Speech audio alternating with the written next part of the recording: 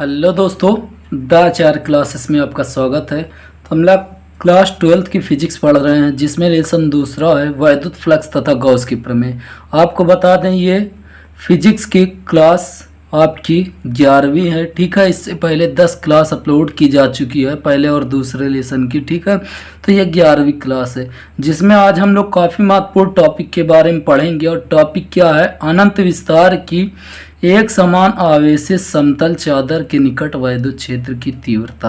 आपको बता दें ये डेरिवेशन है, और ये डेरिवेशन हर साल बोर्ड एग्जाम में पूछा जाता है। तो चलिए देखिए, इसके लिए हम सबसे पहले एक चित्र बनाते हैं। तो चित्र को समझिए, अनंत विस्तार की एक समान आवेशित समतल चादर बनाएंगे। तो देखिए, ये हल्का से इसको हम तिरछा से बना लेते हैं। ठीक है, यहाँ से भी एक हल्का से ये तिरछा बना लिए। ठीक, तो ये देखिए हमने क्या बना लिया है, मान लिए हैं, माना अनंत विस्तार की समतल चादर है। ठीक है, माना अनंत विस्तार की समतल आवेशित चादर है, जिस पर एक समान रूप से धन आवेशित है। ठीक है, इस पर एक समान रूप से धन आवेश क्या है? वितरित है। ठीक, तो मान लिया हमने कि माना कोई अनंत विस्तार की एक समान आवेशित समतल चादर है, जिस पर धन आवेश समान रूप से वितरित है। ठीक है, ये वितरित है। ठीक, अब देखिए, समान रूप से आवेशित है। अब इस पृष्ठ का पृष्ठीय आवेश घनत्व हम सिग्मा मान लेते हैं। पृष्ठीय आवेश घनत्व क्या मान लेते हैं? सिग्मा मान लेते हैं। अब देखिए, इस समतल चादर से स्मॉल आर दूरी पर, ठीक है, इस समतल चादर से स्मॉल आर दूरी पर कोई बिंदु यहाँ पे हम पी मान लेते हैं।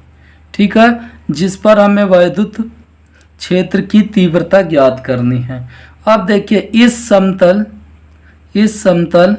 आवेशित चादर के भीतर से हम एक बेलनाकार गॉसियन पृष्ठ की कल्पना करते हैं। ठीक है, इससे हम एक बेलनाकार गॉसियन पृष्ठ की ये कल्पना करते हैं। अब देखिए, यहाँ पर इस बेलन के दो पृष्ठ होंगे।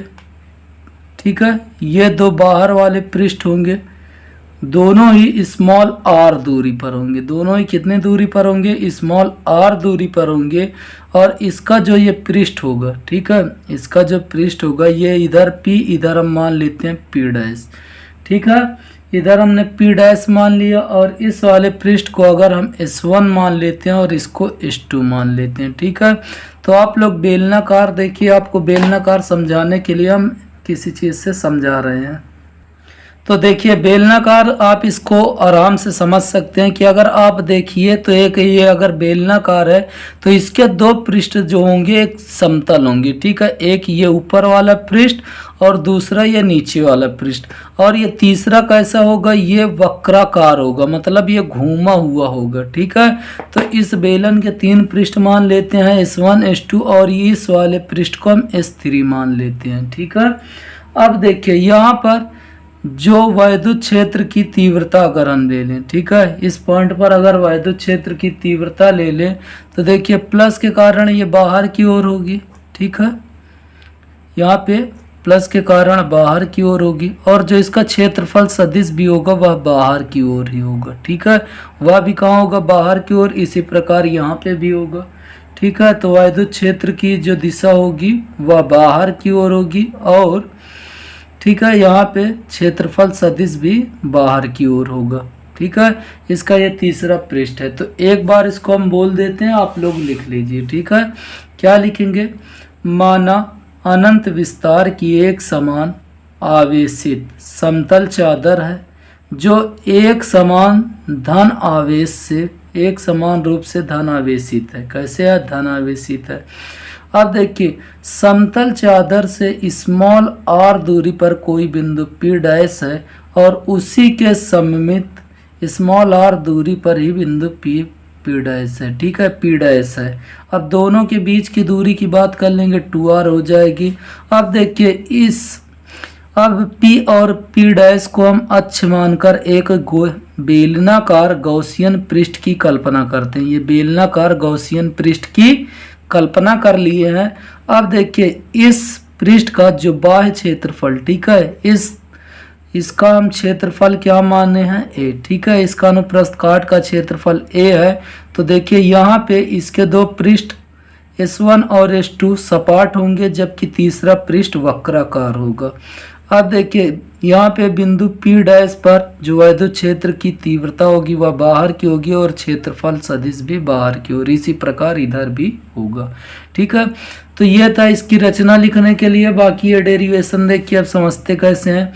अब लिखेंगे क्या कि देखिए संपूर्ण गॉसियन पृष्ठ से गुजरने वाला वैद्युत फ्लक्स, इसके द्वारा गुजरने वाला वैद्युत फ्लक्स, यहाँ पे देखिए ये दोनों समान दिशा में है। ठीक है, और यहाँ पे ये देखिए ये यहाँ पे लंबवत होगा, तो लंबवत होने की वजह से यहाँ पे जो S3 का मान होगा वह 0 होगा। ठीक है, तो हम लिखेंगे संपूर्ण पृष्ठ से गुजरने वाला वैद्युत फ्लक्स। ठीक है, तो यहाँ पे ये 0 हो जाएगा इससे, तो केवल किससे गुजरेगा, S1 और S2 से। तो फाई जो होगा फाई 1 और फाई 2 होगा। ठीक है, क्या होगा, फाई 1 और फाई 2 होगा।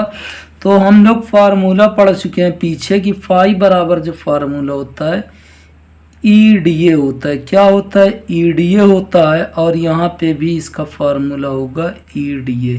ठीक है, क्योंकि दोनों जगह क्षेत्रफल सदिश समान है और वैद्युत क्षेत्र की तीव्रता भी समान है। तो ये S1 के लिए तो यहाँ पे हम समाकलन S1 कर लेते हैं और यहाँ पे S2 कर लेते हैं। ठीक है, अब देखिए आप लोग फार्मूला पढ़े होंगे क्या कि A डॉट बी। ठीक है, वेक्टर A डॉट बी आप लोग फार्मूला 11th में पढ़े होंगे, AB cos थीटा। ठीक है, तो यहाँ पे देखिए EDA cos थीटा हो जाएगा, EDA cos थीटा। ठीक है, ये समाकलन लगा रहेगा, प्लस उसके बाद ये भी हो जाएगा EDA cos थीटा। ये मैं नीचे लिख दे रहा हूँ EDA cos थीटा। ठीक है, आप लोग यहीं पे लिखिएगा और यहाँ पे S2। ठीक है, अब देखिए यहाँ पे अगर हम देखें तो थीटा का मान आप देखिए एक सीधी रेखा है, तो सीधी रेखा पर जो बना कोण कितना होगा, हम 0। ठीक है, तो यहाँ पे इसका मान आ जाएगा EDA cos 0। ठीक है, EDA cos 0 और यहाँ पे भी क्या आ जाएगा EDA cos 0। अब cos 0 का मान आप लोग को पता ही होगा कितना होता है, cos 0 का मान 1 होता है। तो यहाँ पे ये आएगा जो S1 केवल क्या आएगा, यहाँ पे 1 हो जाएगा, गुणा हो जाएगा तो EDA आएगा और यहाँ पे भी गुणा हो जाएगा तो ये क्या आ जाएगा EDA। क्या आएगा EDA। ठीक है, अब देखिए यहाँ पे अगर हम देखें तो यहाँ पे हम समाकलन करेंगे, किसका समाकलन करेंगे, DA का। ठीक है, तो यहाँ पे E समाकलन किसका हो जाएगा, DA, और यहाँ पे भी E बाहर आ जाएगा और समाकलन किसका होगा, DA का। ठीक है, तो अब यहाँ पे अगर आप देखें तो देखिए हम लिखेंगे क्या, दोनों। ठीक है, ये दोनों समतल पृष्ठों का क्षेत्रफल A है। क्या, दोनों समतल पृष्ठों का क्षेत्रफल A है। ठीक है, तो लिख लेंगे दोनों समतल पृष्ठों का क्षेत्रफल A है। क्या है, A है। ठीक है, A है। तब देखिए क्षेत्रफल A है तो यहाँ पे जो फाई, ठीक है, ये सॉरी S1 DA का क्षेत्रफल जो होगा वह S2 DA का क्षेत्रफल A के बराबर होगा। किसके बराबर, A के बराबर होगा। ठीक है, तो जहाँ पे देखिए DA है ऊपर, यहाँ पे हमें A रखना होगा। क्या रखेंगे, A। ठीक है, तो E और इस टोटल की जगह हम रखेंगे A प्लस यहाँ पे भी E और इस पूरे की जगह हम लिखेंगे A। ठीक है, तो ये जो आ जाएगा यहाँ से तो ये आ जाएगा 2EA। क्या आ गया, 2EA। तो फाई E का मान आ गया 2EA। समीकरण है, इसको 1 बना लेते हैं। ठीक है, इसके बाद देखिए हम लगा देंगे गॉस का नियम। क्या चीज़, गॉस के नियम से। तो देखिए गॉस का नियम क्या है, फाई E बराबर होता है Q अपॉन एप्सिलॉन नॉट। क्या होता है, फाई E बराबर Q बाई एप्सिलॉन नॉट होता है। तो यहाँ पे अगर आप देखें तो अब लगाएंगे पृष्ठ आवेश घनत्व। क्या चीज़, पृष्ठ आवेश घनत्व। पृष्ठ आवेश घनत्व का फार्मूला क्या होता है? तो याद रखिए ये फार्मूला जो होता है सिग्मा बराबर क्यू बाई ए। ठीक है, तो हम यहाँ पे क्यू का मान निकाल लेते हैं। तो क्यू का मान अगर हम निकालेंगे तो क्यू बराबर इसका गुणा हो जाएगा सिग्मा ए। अब देखिए क्यू का मान समीकरण हम ये 2 में रख देंगे। ठीक है, क्यू का मान समीकरण 2 में रख देते हैं। तो देखिए क्यू का मान समीकरण 2 में रखेंगे तो लिखेंगे क्यू का मान समीकरण 2 में रखने पर, ठीक है, 2 में रखेंगे तो ये हो जाएगा फाई ई बराबर क्यू की जगह sigma A upon epsilon not. ठीक है, तो इसे हम समीकरण 3 बना लेते हैं। अब देखिए समीकरण 1 और समीकरण, ठीक है, 3, इसकी हम तुलना कर देंगे। ठीक है, तो हम यहीं पे कर लेते हैं। देखिए क्या लिखेंगे, समीकरण 1 व 3 की तुलना करने पर, ठीक है, समीकरण 1 व 3 की तुलना करने पर। अब देखिए समीकरण 1 क्या है, तो ये देखिए 2EA है। ठीक है, क्या है 2EA, और समीकरण 3 क्या है sigma A upon epsilon not. हमें ई का मान चाहिए तो ई बराबर जो आएगा यहाँ पे देखिए सिग्मा ए अपॉन ये आ जाएगा आपका नीचे 2A और एप्सिलॉन नॉट। तो ये ए से ए कैंसिल, तो ई बराबर जो फार्मूला आएगा सिग्मा अपॉन 2 एप्सिलॉन नॉट। ठीक है, तो यही इसका डेरिवेशन था, काफ़ी महत्वपूर्ण है, तो इसको आप लोग अच्छे से कर लीजिए। और देखिए वैद्युत क्षेत्र की तीव्रता का मात्रक होता है न्यूटन प्रति कूलम। तो इसको आप लोग एक बार अच्छे से फिर से देख लीजिए और इसको आप लोग लगा लीजिएगा। ठीक है, तो ये आप इसको देख सकते हैं। ठीक है, तो आप इसको आराम से नोट कर लीजिएगा। ठीक, इसके लिए अगर नोट्स चाहते हैं तो भी कमेंट कर दीजिएगा। ठीक है, तो मिलते हैं फिर आपसे एक नए टॉपिक के साथ। तब तक के लिए दोस्तों जय हिंद जय भारत।